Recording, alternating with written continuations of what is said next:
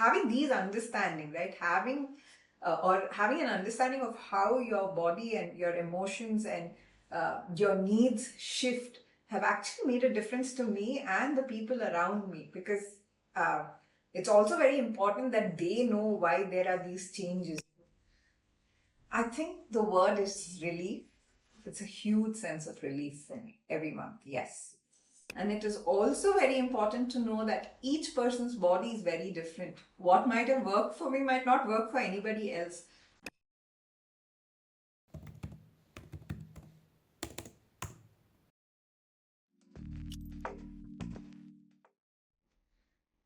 I think the word is relief.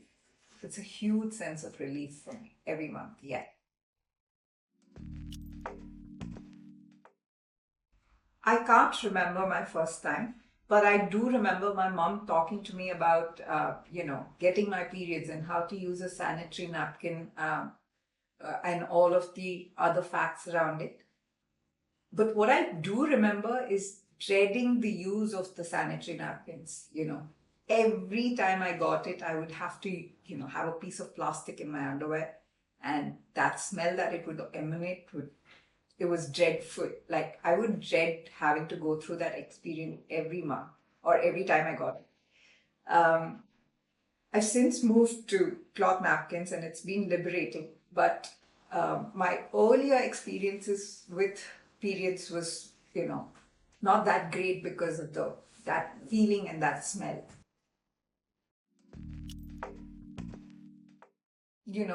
In the week that leads up to my periods and for the first maybe 3 days, physically I feel very exhausted. It's like, my body's sort of asking me to get all the rest that I've missed out, during the entire month.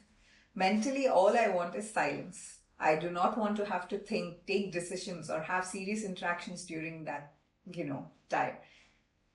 Emotionally, I do feel very sensitive.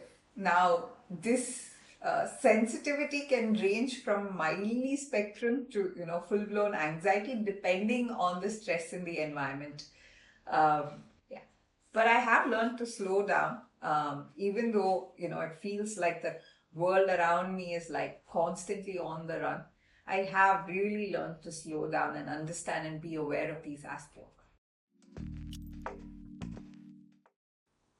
Definitely, earlier on, periods felt like dreadful. Like I already mentioned, the smell, the feel of the plastic napkin, the stigma associated with it, the exhaustions that are never addressed, the emotions, that are brushed off as oversensitivity. All of this made it, something that felt very inconvenient or something that need to be hidden. But over a period of time, I've realized it's like this reminder from nature. It's a prompt for me to be able to take care of myself, in terms of rest, in terms of nutrition, in terms of exercise, a whole sort of spectrum of lifestyle decisions that I have consciously chosen to make. Has really, really made a huge difference in the way that I feel about my periods or feel around the time during my periods. Lifestyle changes that I've made are ensuring a plastic free and chemical free environment, including physical activity in my daily routine, and avoiding any form of sugary, packaged, or processed foods have made a huge difference in the way, in the regularity and intensity of my periods, right? A few other things that I've learned over a period is that, being human comes with certain days of low levels of energy or certain times when you're not able to, fully regulate your emotions. And I've learned that it's okay, right? I've learned to accept myself during those times. The other very interesting fact that I learned is this excessive craving for rice, in the days leading to my periods or just about the first couple of days. Um, and a lot of times we hear that rice is not healthy and, whatever in terms of carbs, in terms of insulin, and it sort of affects your health, it affects your cycle and whatnot. But the very interesting fact that I learned is that uh, in the days leading up to the periods, which is the luteal phase, apparently the progesterone goes up and estrogen dips, and that's the time your body's craving for extra energy in terms of sugar and carbs. So craving for rice is actually a healthy craving rather than craving for sugar rich food, right? So I've been indulging in rice. Every time I know that the craving starts, I know I'm closer to my periods. And so I've also been able to like prepare people around me to understand that they might be some emotional, topsy-turvy situations. And it's actually helped a lot in having these understanding, right? Having an understanding of how your body and your emotions and your needs shift have actually made a difference to me and the people around me, because uh, it's also very important that they know why there are these changes, why this sudden emotional outburst, why this sudden need for having to eat rice all the time and nothing else on the menu, right? It's made a huge difference. Well, I've had genuine inclinations towards these lifestyle choices. Like any other human being, I've also needed validation. And I've received this validation from two books. Okay. One is Everyday Ayurveda by Dr. Basati Bhattacharya, and one is Ritu Vaidya by Sinu Joseph. And both of these books have really given me an understanding, of the path that I've chosen, and also the importance of it. Every hot-blooded teenager, I would have questioned literally every cultural practice that was imposed, be it, staying away from things, or be it not entering the puja room or the temple, or, sort of not indulging in extremely intense physical activity. And growing up, I've also sort of done my level best to go against each of these. But I think reading Sinu Joseph's book has, given me an understanding of why we did these things. Okay. Now, me being me, I've also put it to test again. I went and tested each of these, or like whichever ones that I felt like, I needed more proof about. I did put it to test. And I have learned that most of these practices, if not all, are science backed. Okay. And all of them are focused on women's health and not to sort of discriminate against them. And I truly believe that while we're talking about, these cultural practices, we need to talk more in terms of the why we are doing it rather than impose it as blind superstition. Okay.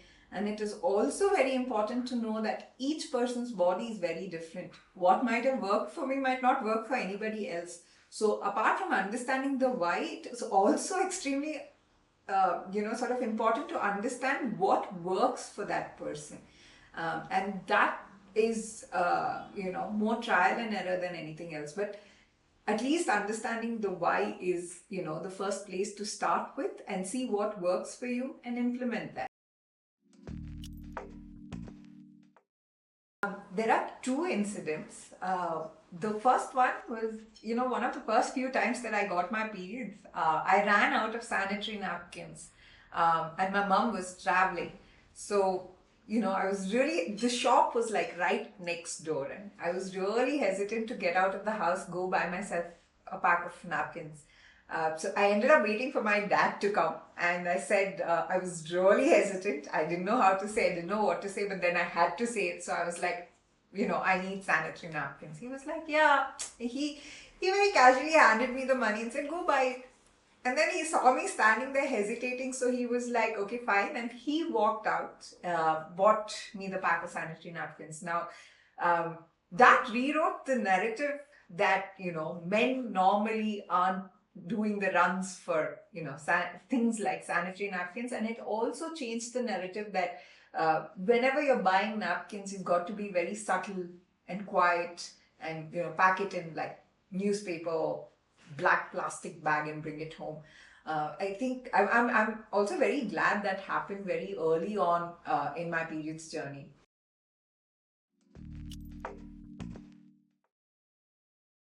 at some points earlier when I was younger, extremely heavy bleeding. Now, one of these happened when I was at a client location, and I was barely 19. Okay, I was at a client location. We were doing the audit, and uh, the day had started, and suddenly I feel, the wetness, and I check, and there's a big, huge blood stain on my kurta. Um, I use my dupatta to cover it, and I'm trying to, get it. I tell the team that I'm leaving. I try to cover it up with a dupatta and head back home. Now, no rickshaw in those days would, cover that distance, so I had to take a bus halfway. Now, by the time all this happened, the dupatta was also stained. And I got onto the bus, and I remember asking a couple of women to sort of help me with a seat, and they just very sternly denied. They were like, no. And I said, okay, now what to do? And I remember for the next, I think, 15 minutes, every man or woman on the bus gave me unsolicited advice or suggestions about how I'm not supposed to be walking around with a stained kurta. Now, I realized at that point that the more awkward I show I'm feeling, the more ashamed they would make me feel.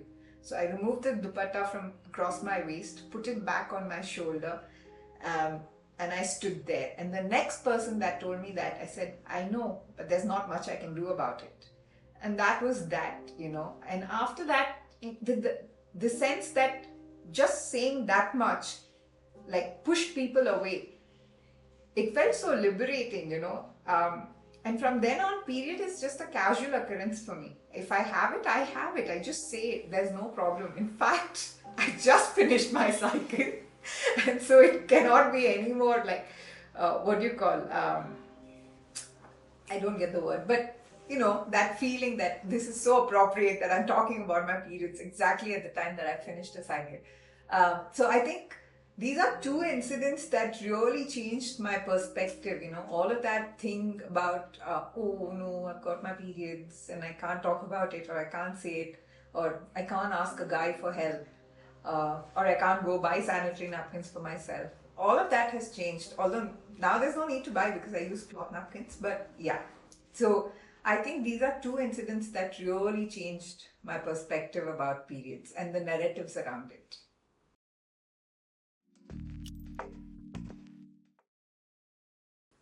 I think every aspect of periods needs to be talked about.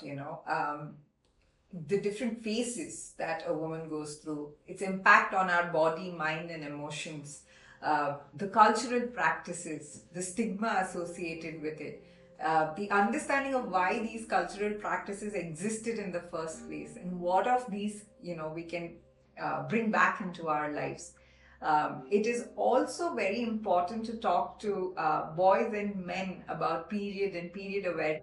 So they are also equally understanding of what a woman needs around this time. So I feel that everything around periods, everything associated with periods needs to be talked about more, and need to be understood the right way, rather than having some sort of rather than sort of fighting the battle between this is superstition, and this is how it has to be. I think it should be more on the lines of understanding the woman, her needs, and how her body, mind, and emotions feel at that time.